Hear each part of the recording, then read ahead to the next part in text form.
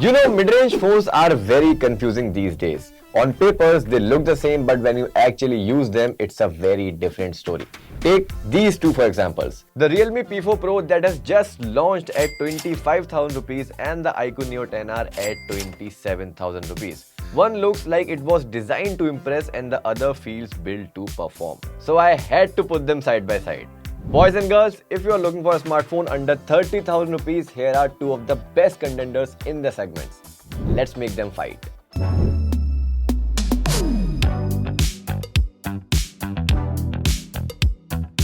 First off, if sleek phones are your thing, you would appreciate the Realme P4 Pro. This thing is curved, sleek and lightweight, whereas the iQOO Neo 10 is slightly bulkier and it comes with a flat display. If you ask me, I've always loved curved displays. They feel more premium, give you a better grip and visually the content looks better on them. But they are not as tough as flat displays. If you drop it, chances are it's game over for you.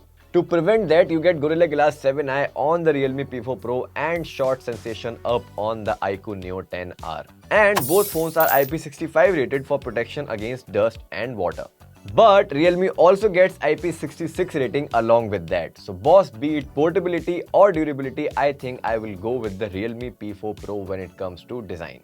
Coming to displays now. So both phones come with 1.5K AMOLED panels which support 144Hz refresh rate. But if I have to choose one, I will again go with the Realme P4 Pro. Why? Let me show you. So both displays are brilliantly smooth and responsive, but the Realme P4 Pro is equipped with an additional AI graphics chip called HyperVision AI chip. This helps this phone produce accurate colors and a high refresh rate through frame interpolation. According to the Calman Color Checker test, both phones have scored an average delta E of 0.9, which means great color accuracy. So how is Realme's display better than iQOO's display? Well, it's seriously brighter outdoors. The Realme P4 Pro records a peak brightness of 3090 nits, whereas iQOO reaches up to 2000 nits, which is decent but not the best. Basically, both these displays are really great. It's just this curved display and its brightness that have hooked me.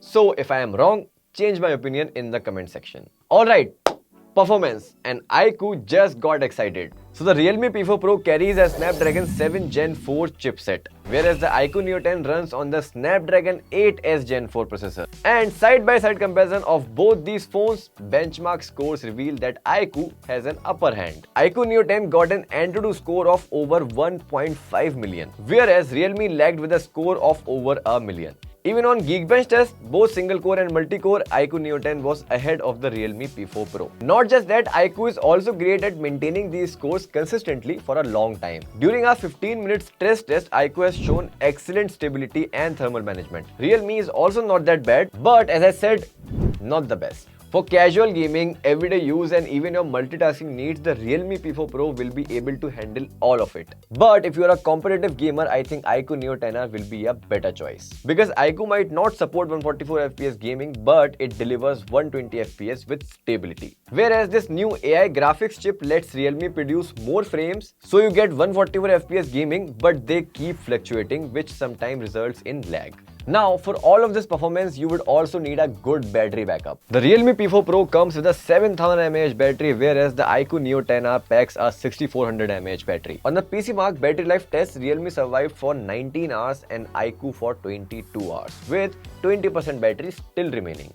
Now, iQOO Neo 10 again beats the Realme P4 Pro in charging by a few minutes. The Realme P4 Pro charges 0 to 100% in 1 hour and 19 minutes. On the other hand, iQOO takes 1 hour and 7 minutes. So, the last leg of performance, the battery, also goes to iQOO. Now, camera is not the main focus for these phones, but if I'm buying one, obviously I would want a better camera. So, here you go. You get a same dual camera setup on both these phones. 50 megapixel main camera along with an 8 megapixel ultra wide lens. On the Realme P4 Pro, you get punchy colors and a slightly boosted contrast. Greens look extra lively and skies pop out, which makes the pictures very social media ready. The iQOO Neo 10R on the other hand keeps things more natural. Details in the leaves and textures are slightly sharper and dynamic range feels a bit more controlled, especially in brighter areas like the building shots.